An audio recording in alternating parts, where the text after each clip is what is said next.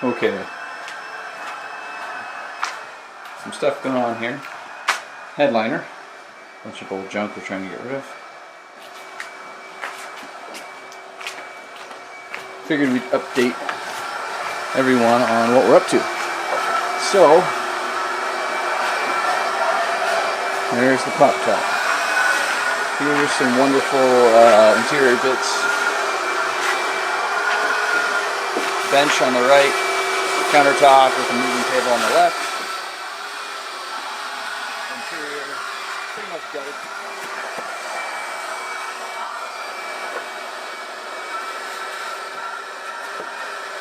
Just taking everything out, all the nasty old carpet.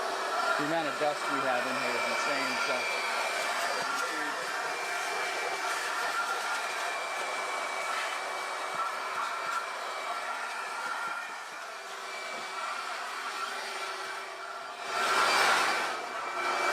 Not a lot to say, except we got a lot of work ahead of us. So, you can see the old tan paint on the pop top. We need to get finished scraping that. One of those 4 hinges isn't doing so good, so we'll see if we can repair it. If not, we might just buy an extra to keep with us on the trip, or remove the one that's a little messed up and keep it as a spare. But yeah, giant changes. I want to spray lizard skin on the inside. I'm sure there's good knockoff stuff, but I think I'm just going to go with the real lizard skin. It's a sound deadening material, and it comes in buckets, and it comes with its own sprayer gun because it's thick. It's somewhere between bed liner material on the thick side and paint, of course, on the not so thick side. So you spray it in, and apparently it traps little bits of air, and it's good for sound deadening. So the 80 is fairly quiet as far as an old, 25-year-old off-road truck. But when we cut the roof off, it got kind of tinny. There's a lot of metal now exposed in there. So we're going to remove everything. I think we're even going to remove the front seats, which I've never done before, so that'll be interesting. And just spray that stuff from the back to the front, just the bottom, maybe a little up on the sides. But we're hoping that'll keep it nice and quiet like it was, and give us something that's easy to sort of like spray out if we actually tried to spray it out, or just brush it out when it gets dirty. So yeah, kind of a lot to take on, but I think it's going to be worth it mid-trip, and just even for using this truck sort of as our home for a little while. I think we're going to appreciate all these little things we're doing now. I hope so. So cheers. I better get back to work. First things first, before we could put everything back in the truck, we took everything out. I spent a day prepping the interior, and then Tim took over to spray the lizard skin coating on.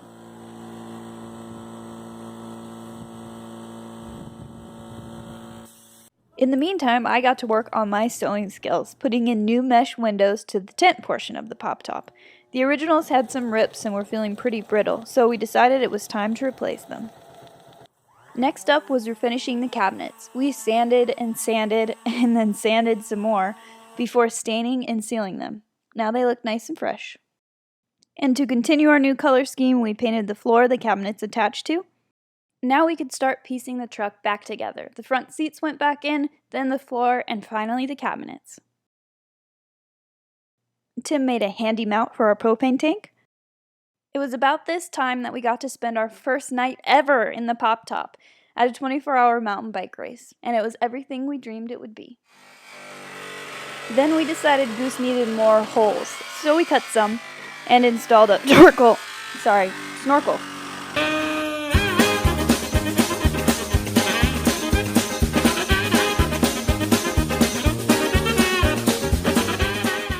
Tim installed a dual battery system. I handed him tools. We removed the old damaged hinges and replaced them with a fancy new hinge.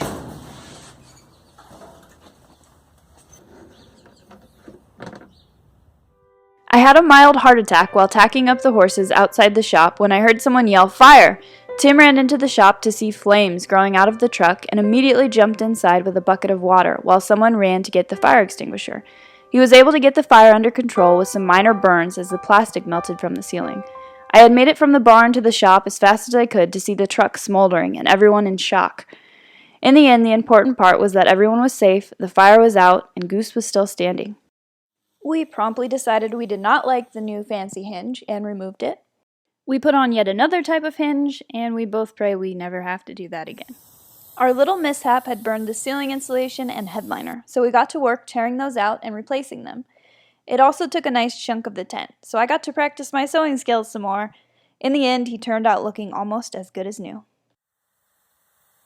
At this point, we were starting to lose sight of what all this hard work was for, so we decided it was time to go camping and remind ourselves. We ended up doing a pretty dang tough trail, and we found out, with all the changes made to Goose, he hasn't lost a step.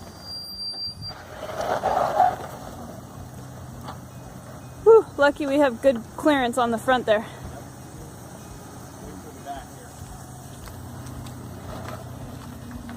Just take it slow, you're gonna probably kiss just a touch. Oh, you just made it. Woo. Nice driving. That was very steep. Yes, indeed. That was hard to walk down, it was so steep.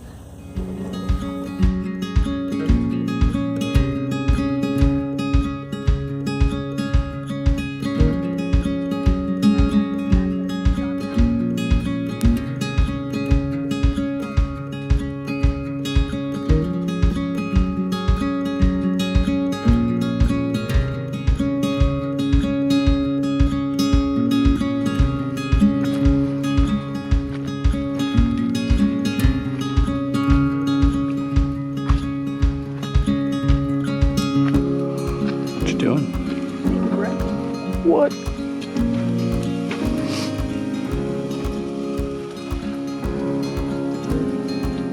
little disheveled here on the inside, but not bad.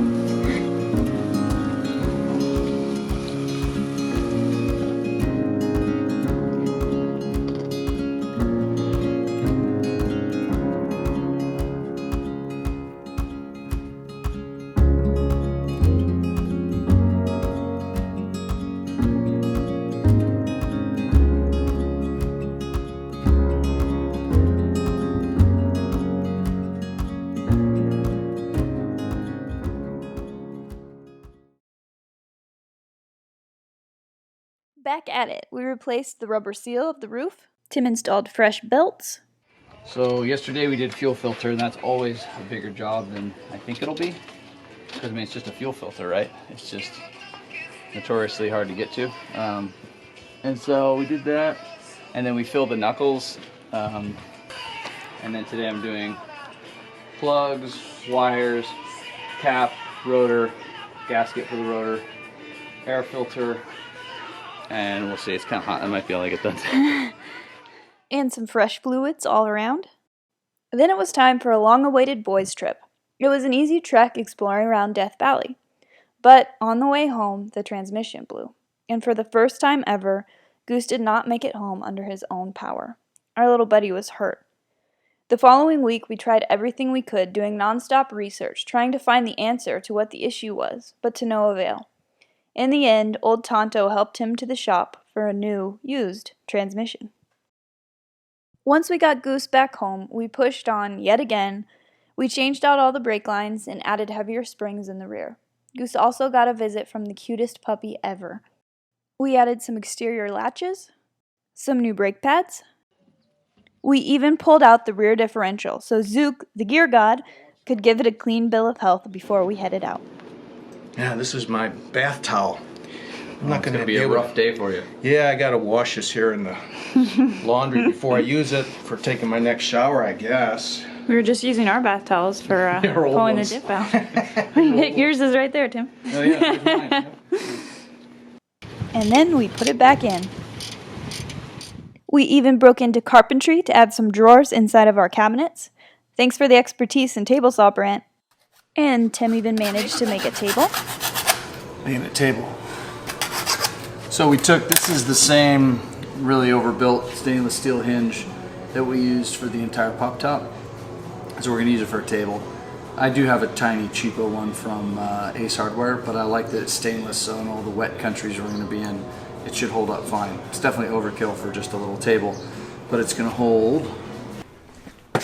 So, about fits there. I think we're gonna mount it up here versus down here on an uneven surface where I have to build something for it to be even, or we have to use a small amount of the hinge and have a table isn't dispersing the load on this as equally. So thinking here in height should work pretty well. So that's what we're going for anyways.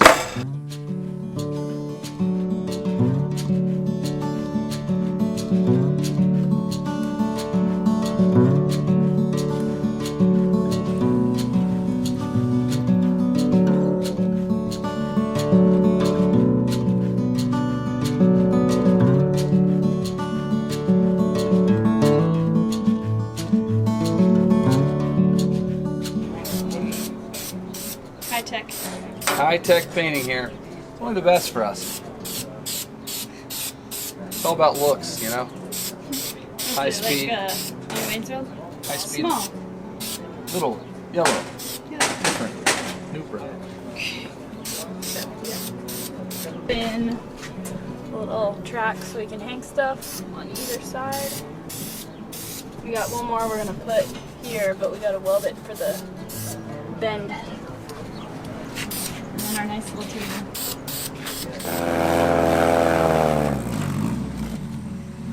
Wow. With the Baja 500 right around the corner, we got a little distracted with race cars. He's leaving for the Baja 500 tomorrow, so, and we should be too, but we're not. We have too much to do. So. We added this handy little lock for our spare tire and scepter cans.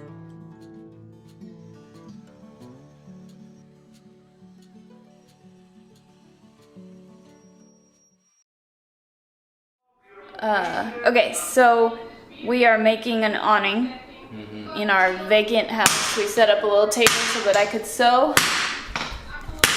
And Tim is putting little eyelets in the awning. Yeah, we bought this little kit at the fabric store. Not something I thought I'd ever find myself doing, but I kind of find it very enjoyable. Because instead of worrying about, you know, just having some sort of a corner like this where you drill through and maybe you burn it with a lighter, these little metal, they're not rivets, I'm not sure what you'd call them, just like you'd find on like an old mail bag.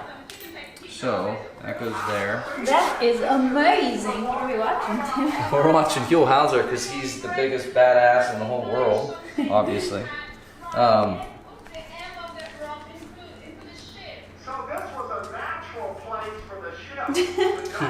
This is where Huell repeats what the person he's talking to just said. So what you're saying is, well, that is amazing. All right, so we cut the hole through it with basically it's just a little, I don't know what you'd call it to be honest. Hole cutter. A hole cutter. That's what we'll call it. Now it's time to hammer it together.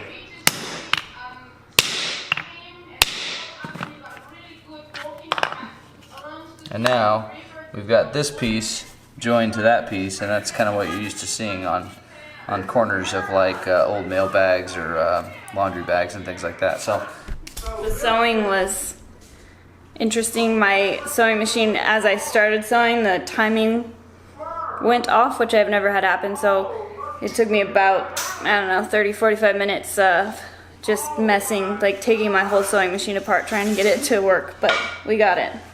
It is Friday, and we're both absolutely exhausted. We've been going full tilt to get this house ready, and the house and the truck, and the house and the house.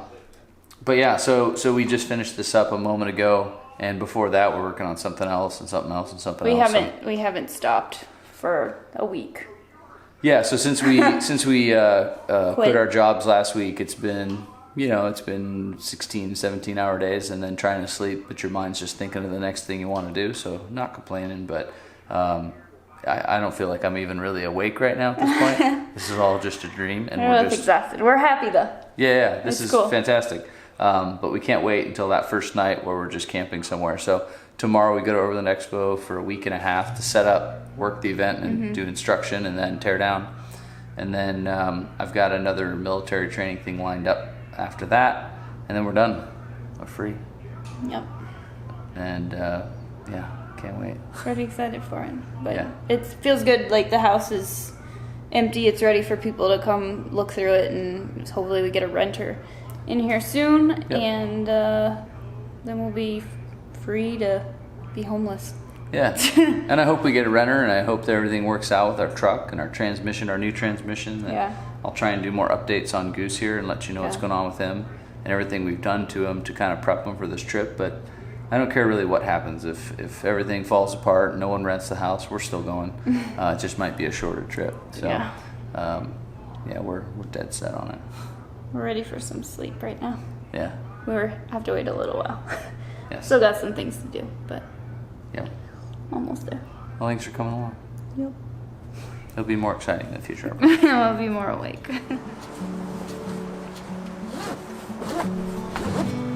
Look at that.